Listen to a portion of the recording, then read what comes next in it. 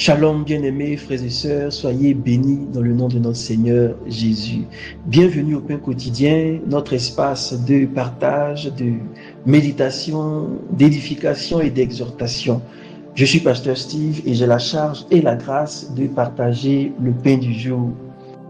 En ce mois, nous sommes conduits par le grand thème, la grâce de la délivrance. Et cette semaine, nous essayons de développer le sous-thème Délivre-nous du mal. Aujourd'hui, le thème de notre partage est les esprits impurs, tiré de l'évangile de Marc au chapitre 1, verset 23. La Bible dit, il se trouva dans leur synagogue un homme qui avait un esprit impur et qui s'écria, qu'y a-t-il entre nous et toi, Jésus de Nazareth? Tu es venu pour nous perdre. Je sais qui tu es, le Saint de Dieu. Jésus menaça en disant, tais-toi et sors de cet homme. Et l'esprit impur sortit de cet homme en l'agitant avec violence et en poussant un grand cri. Parole du Seigneur. Alors, voici une histoire qui parle de cet homme-là. Un homme qui se trouvait dans la synagogue. La synagogue, c'est un lieu d'adoration, un lieu de prière, un endroit où on étudie la parole de Dieu. Donc, on peut considérer la synagogue comme l'église aujourd'hui. Et c'est dans ce cadre donc religieux et apparemment saint que se trouvait cet homme. Donc, on parle d'un homme dans une église, pourtant il était tourmenté par un esprit impur. Et le premier enseignement donc qu'on peut retenir, c'est que la présence des esprits impurs n'est pas forcément liée aux endroits païens. La présence d'esprits impurs n'est pas limitée essentiellement aux endroits qui sont éloignés de Dieu. Le texte nous le témoigne. Nous pouvons être assis dans nos églises, nous pouvons chanter des cantiques, prier à haute voix, faire des offrandes, tout ce qu'on veut, et malgré tout ça, être lié par un esprit. La Bible dit qu'il était tourmenté. Donc il souffrait peut-être intérieurement, physiquement, oui, extérieurement, peu importe. L'esprit le possédait et l'esprit le faisait souffrir.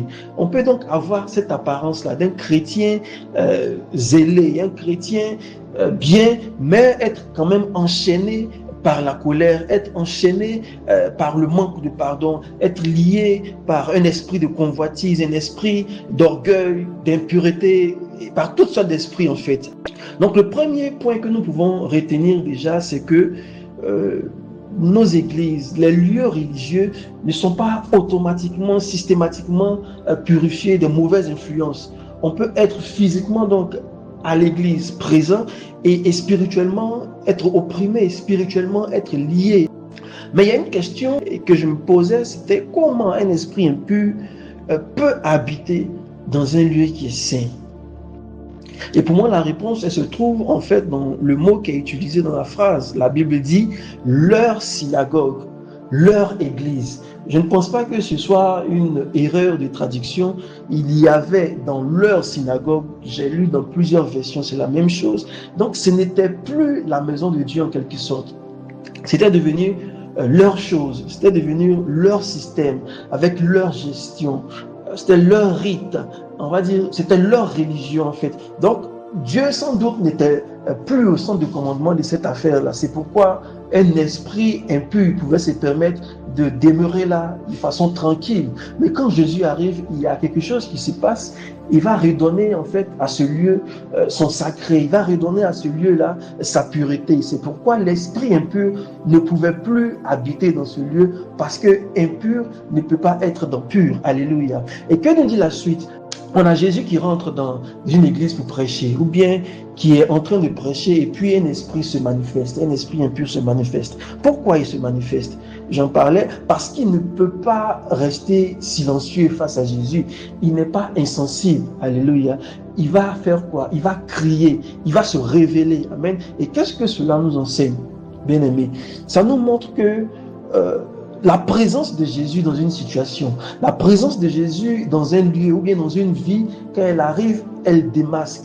Quand elle arrive, elle dévoile ce qui est caché. Elle démasque ce qui est masqué. Elle ouvre le voile. Alléluia. Et vous voyez, il y a beaucoup de gens qui ne sont pas guéris de leur peine, ne sont pas guéris de leurs blessures. Beaucoup vivent dans le déni ou refoulent leurs blessures. Mais quand Jésus entre vraiment en scène, alléluia, il y a des masques qui doivent absolument tomber. Quand nous faisons vraiment la rencontre avec Jésus, c'est Jésus que nous prions, c'est Jésus que nous adorons, nos infirmités ne peuvent pas subsister. Notre détresse, en tout cas, tout ce qui est caché, qui nous fait souffrir, ne peut pas continuer à nous faire souffrir. Nos liens sont brisés. Nos péchés ne peuvent pas résister en face de Jésus. Pourquoi? Parce que Jésus est la vérité. Et la vérité de notre état, la vérité de notre situation ne peut pas rester cachée devant lui. Alléluia. Donc à ce niveau, ce que nous pouvons retenir, c'est vraiment que nous devons laisser Jésus exposer en fait ce qui est en nous, mais ce qui ne lui ressemble pas. Alléluia. Pas pour nous condamner, pas pour nous détruire, mais pour nous aider, pour nous libérer. Amen. Nous devons, reconnaître l'autorité de Jésus. L'homme qui était tourmenté, il a parlé à Jésus et il a reconnu même avant les rabbins qui étaient présents qui était Jésus. Qu'est-ce qu'il a dit? Il dit, je sais qui tu es, le Saint de Dieu. Donc aujourd'hui, bien aimé, vraiment, il faut que nous osions déposer, je dirais, que nous exposions nos faiblesses à celui qui a le pouvoir de nous en débarrasser. Il faut que nous déposons nos fardeaux aux pieds de celui qui peut nous en débarrasser. Ne gardons pas cette tristesse, mais ce qui nous ronge pour nous seuls. Exposons-le à Jésus. Alléluia. Il y a un troisième point qu'on peut noter, c'est que l'homme tourmenté, il n'a pas dit non prière. Il n'a pas employé des tournures de phrases élégantes et tout ça. Il a crié. Il a sans doute crié, poussé par l'esprit impur, mais il a crié. Et quoi? Son cri a atteint Jésus. Alléluia. Qu'est-ce que je veux dire? Je veux dire que parfois, nous nous sentons incapables de prier bien. Parfois, nous n'avons pas le bon mot. Parfois, nous ne savons pas formuler nos demandes. Nous nous mettons des pressions inutiles sur la manière dont nous allons formuler nos demandes à Dieu, la manière dont les mots vont s'agencer pour nos prières. Et c'est une pression inutile, c'est une barrière que nous nous mettons. Pourquoi? Parce que même notre cri, alléluia, Jésus l'entend. Jésus entend nos soupirs. On parle de soupirs inexprimables. Lorsqu'on ne peut pas mettre des mots, lorsqu'on ne peut pas mettre des phrases sur ce que nous voulons demander, ça devient des soupirs inexprimables. Et la Bible dit que Jésus entend ces cris-là et Jésus comprend ces cris-là et Jésus répond. Amen. Je veux donc nous exhorter, bien-aimés frères et sœurs, à ne pas attendre d'être purs, à ne pas attendre d'être saints, d'être propre, à ne pas attendre d'avoir tout bien fait pour nous tourner vers Jésus. Non, ce n'est pas ce que Jésus nous demande. Il nous demande de venir précisément tel que nous sommes, dans notre impureté, dans ce que nous croyons être notre saleté la plus abjecte. Jésus dit que nous pouvons venir à lui parce qu'il nous attend, parce qu'il n'est pas venu pour ceux qui sont saints, alléluia, il est venu précisément pour ceux qui sont malades, pour ceux qui n'ont pas encore la vie. Amen. Et ce verset-là vient pour nous rappeler que même au sein des lieux saints, au sein de nos églises, en présence de la prédication, de l'enseignement de Jésus, et même ici en présence de Jésus, quelqu'un peut manifester une détresse émotionnelle, une détresse spirituelle, une détresse sociale, quoi qu'il importe. Beaucoup de gens dans nos sociétés, dans nos assemblées vivent des tourments intérieurement. Ils sont dans la dépression. Beaucoup vivent des addictions. Beaucoup ont des pensées impures, des rancunes, des peurs et tout ça. Mais ils n'osent pas les raconter, ils n'osent pas en parler, ils n'osent pas les exposer parce qu'ils ont peur de ce que les gens vont penser. Ils ont peur de ce que les gens vont dire en retour. Mais le Seigneur, bien-aimé, aujourd'hui, nous montre que ces tourments-là ne sont pas incompatibles avec lui. Ces tourments-là ne sont pas incompatibles avec la recherche de Dieu. Et cet homme-là qui était venu à la synagogue, malgré tous ses problèmes, a pu être sauvé. Alléluia. Pourquoi pas nous? Bien-aimé, sache que Jésus ne rejette pas ceux qui sont comme toi. Jésus ne rejette pas ceux qui sont tourmentés, ceux qui sont dépassés, ceux qui sont dans le péché. Non, Jésus au contraire, il les accueille pour les libérer. Alléluia.